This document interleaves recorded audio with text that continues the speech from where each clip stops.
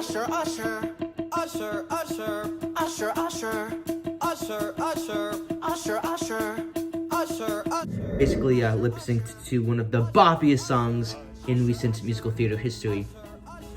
Welcome back, guys, and today I am talking about a strange loop at the Woolly Mammoth Theater. I saw it about 2 weeks ago for my 18th birthday. I want to talk about this musical because it is so brilliant. And by the way, this is the script that they sell, like the actual physical script.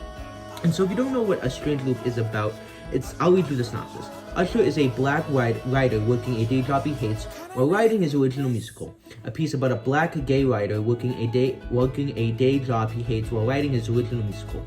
This blistering musical follows a young artist at war with a host of demons, not least of which are the punishing thoughts in his own head, in an attempt to understand his own strange loop.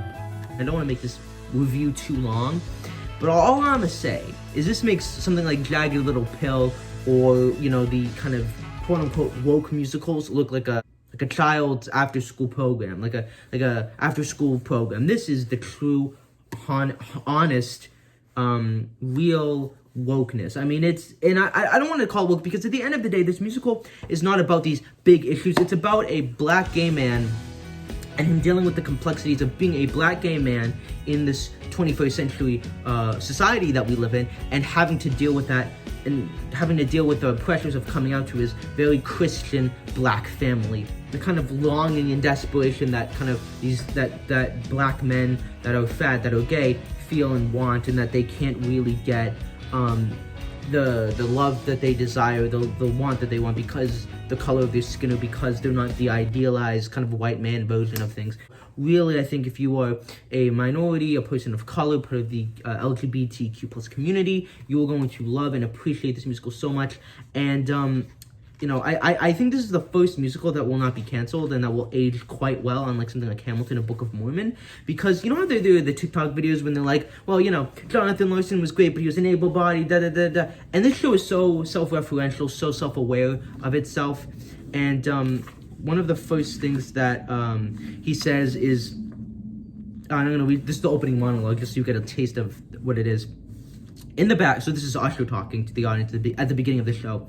In the background, there will be a young, overweight to obese homosexual and/or gay and/or queer cisgender male, able-bodied, university and graduate school educated, musical theater writing, Disney ushering, broke, middle-class, far-left-leaning, black-identified, and classified American descendants of slaves, full of self-conscious femme energy, and who thinks he's probably a verse bottom, but not totally certain of that, obsessing over the latest draft of the self-referential musical A Strange Loop, and surrounded by his extremely obnoxious thoughts. I mean, if that's not the truth, I don't know what is. Stephen Brackett's direction is amazing. The lead that played Usher was amazing. He really sold the show, and I really wanted to see the one that was in the recording. He obviously left to do other things, but this guy was so awesome, so amazing. The ensemble is so small, but they're so powerful. The singing, the dancing, the set was so small, and then it opens up and it reveals a house and then a church. I mean, it's crazy what the sync design is, and you're like, whoa, the spectacle and the lights, and you think it's gonna just be like this one set and then it expands, and that might be a spoiler, but I think it's worth noting that it's not just this kind of plain black backdrop. Basically, Usher is talking to thoughts in his head that represent different theater producers, and one person said that and so I'm gonna read you some of one of the thoughts monologues.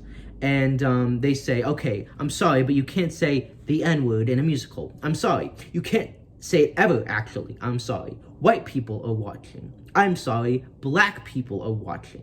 I'm sorry. Don't roll your eyes at me. I'm the chair of the Second Coming of Sondheim Award, so I know what the F I'm talking about.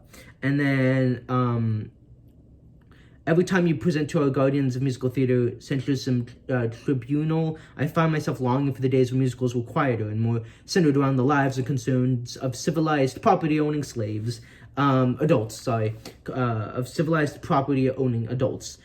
Ben Brantley, I think. And then someone said, so thought 6. So everyone that's saying this is a thought in his head. Yeah, I mean, why not make it about slavery or police violence so the allies in your audience have something intersectional to hold on to? I mean, not to give away a trade secret, but I bought 2 of my houses on slavery, police violence, and intersexuality, my brother.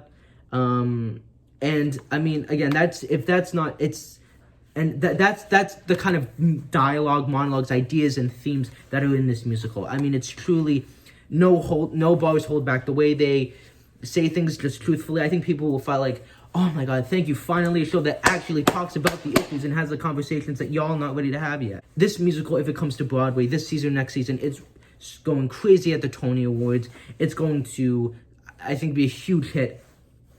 I think this will be more of a Sondheim type hit where it only lasts 1 or 2 years.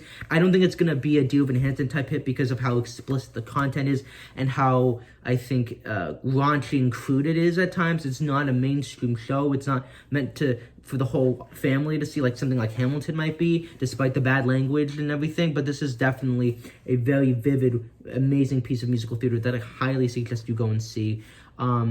And yeah, I could not recommend this enough. Go and see A Strange Loop. It's been extended into January. Woolly Mammoth Theater, Washington, D.C. Go and see it.